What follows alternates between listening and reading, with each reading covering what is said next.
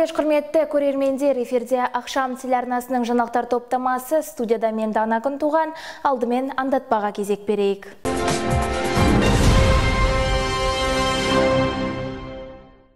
Елімізде амал мерекесі тойлануда, сондай-ақ қаламызда бауырсақ күні аталып өтті. Қаламызда борышкер алдын алу жұмысы жүргізілуде. Белгілі ғылыми фантастика жазушысы Александр Беляевтің туғанына бүгін 135 жыл толды.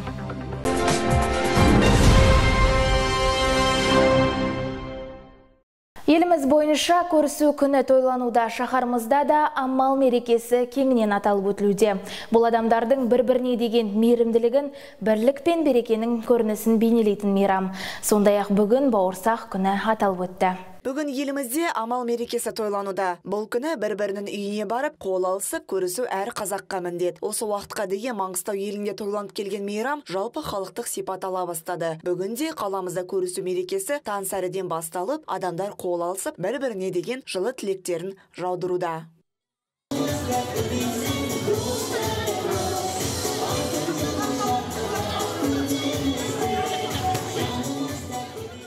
Көрісу мерекесінде адамдардың бір-біріне деген мейірімділігі, махаббаты мен берекесі артары сөзсіз. Бұл күні әр адам өкпе ренішін ұмытып, қол алысып, бір-біріне жақсы тілектерін айтып, жылулық сыйлайды. Бүгінгі ұйымдастырылған шарада кең дастархан жайылып, қонақтарға мерекелік көңіл-күй сыйланды. Шараға қала әкімінің орынбасары Айгүл Төлендина арнайы қатысып, шаһар тұрғындарын атаулы мерекесімен құттықтады.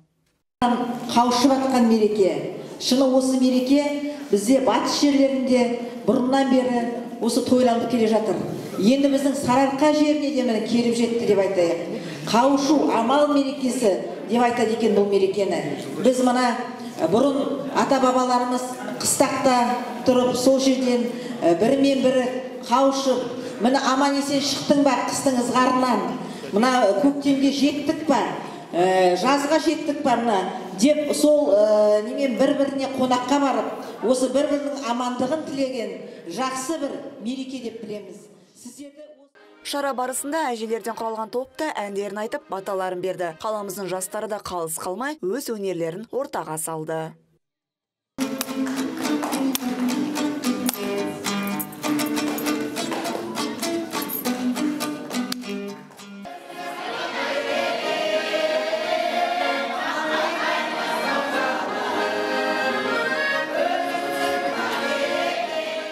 Мерекені тойлау барысында ән шашудан бөлек әйелдер арасындағы күрес, қол күресі, асық ойнау сынды түрлі қызықты шаралары жүргізілді. Ең қызығы аналардың бос кілем үстіндегі белдесулері мерекенің көркін қыздыра түсті.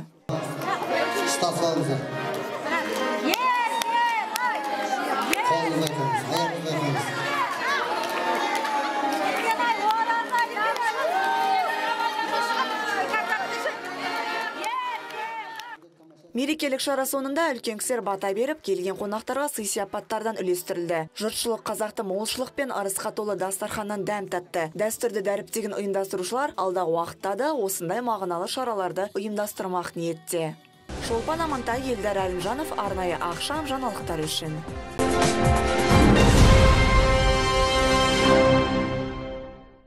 Қазақ халқының ақ дастарханнан міндетті түрде табылатын ұлттық тағамдардың бірі бауырсақ. Кейбір деректерге сүйенсек, бауырсақ бауырмал деген сөзді білдіреді. Яғни бұл бауырсақ қазақ халқының бауырмал және де қонақжай екенінің бірден-бір дәлелі. Номер 19 лицей мектебінде бүгін мереке. Білім ордасының әр қабатында ақ дастархан жайылып, бауырсақтың түр-түрі қойылған. Ал оқушылар болса, қоңырау кезінде қазақтың ұлттық тағамдарынан ауыз тиіп, бауырсақ жайлы білетін мәліметтермен бөлісті.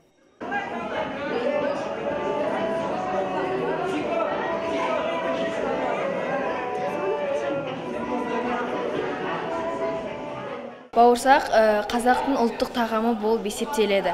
Бауырсақты әрбір қазақ пісіріп дастарханына, тойда, мерекелерде дастарханына міндетті түрде қойылады. Бауырсақты тек қана қазақтар ғана тұтынады десек қателесеміз. Оны басқа да елдер тұтынады. Мысалға, орыс, француз, Қытай, моңғол сияқты әлем қатарлы елдер бауырсақты өздерінің ас мәзірінен табуға болады. Мерекелік дастарханды мектеп ұжымы мен ата-аналар комитеті бірлесе ұйымдастырған. Ал игі шараның басты мақсаты қазақ халқының ұлттық тағамын насихаттап, оқушылардың бойына патриоттық рухты дарыту. Бауырсақ күні қазақтың ұлттық тағамын насихаттау барысында мектеп пен ата-ана арасындағы ынтымақтастық арту, береке бірлікке, татулыққа шақыру, оқушыларымыздың бойына ұлттық салт дәстүрді, олардың бойына патриоттық сана сезімдерін үйретіп, ұлтжандылыққа тәрбиелеу. Ұйымдастырушылар бұл шара арқылы қазақ халқының дархандығы мен қонақ жайлылығын көрсетті. Айта кету керек, бауырсақ күні номер 19 лицей мектебінде жыл сайын дәстүрлі түрде ұйымдастырылып тұрады. Диана Абдықалықова, Аслан Әміров, арнайы ақшам жаңалықтар үшін. Жыл басынан бері қала азаматтары мемлекетке 9 миллион 632 мың теңге қарыз. Осыған орай наурыздың 11-нен бастап қаламызда полиция бөлімінің қызметкерлері мен әкімшілік айыппұлдарды азаматтардан ерікті түрде өндіруге бағытталған жұмыстар жүргізілуде. Полиция бөлімінің мамандары мен қаламызда борышкер атты жедел алдын алу жұмысы жүргізілуде. Соңғы 2 айда түрлі құқық бұзушылық жағдайымен 9 миллион 632 мың теңге қаржы көлемінде айыппұл салынған. Осы күнге дейін оның тек 5 миллион 632 мың теңгесі өндірілген. Осыған орай борышкер атты жедел профилактикалық жұмыс арқасында қалған 4 миллионға жуық айыппұлды уақытында төлеуі тиіс. 2019 наурыз айының 11 күнінен бастап әкімшілік хаттама толтырған әр материалдық істерге айыппұл өндіру жедел шара өткізіп отыр. Жедел шара кезінде әр салынған әкімшілік хаттама 7 күн береді. 7 күн үшін берген 50%-ға төлейді. Яғни әр салынған суманың 50%-ға төлей алады 7 күн ішінде.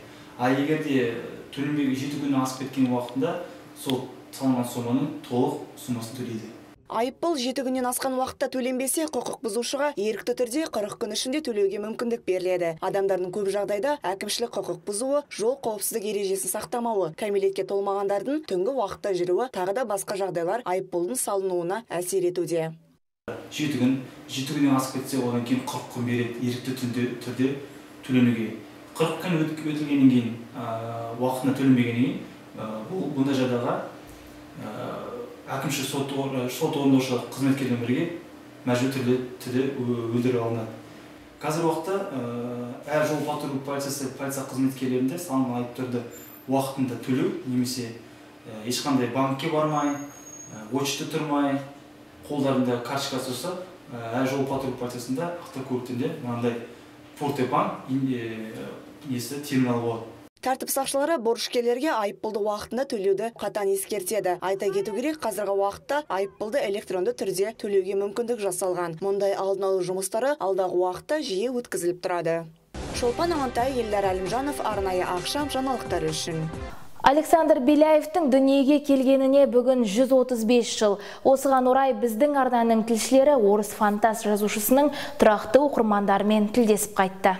Әдебиет әлемі шынымен шексіз, мұны жанрлардың, авторлардың және туындылардың алуан түрлігінен байқауға болады. Әдебиет тек тіл байлығын толтырып қана емес, сонымен қатар ғылымға да ықпал ете алады. Мұның айқын дәлелі ғылыми фантастика. Бүгін 16 наурызда бүкіл шығармашылық өмірін осы жанрда жұмыс істеуге арнаған. Кеңестік ғылыми фантастикалық әдебиетінің негізін қалаушылардың бірі Александр Беляевтің мерейтойы. Фантаст жазушысына 135 жыл. Беляевтің шығармаларын әсіресе жастар сүйіп оқиды. Орыс фантаст жазушысы тұрақты оқырмандарының бірі номер 25-ші орта мектептің 11-ші сынып оқушысы Алена Ребаконь. Ол кітаптардан алған әсермен бөлісті.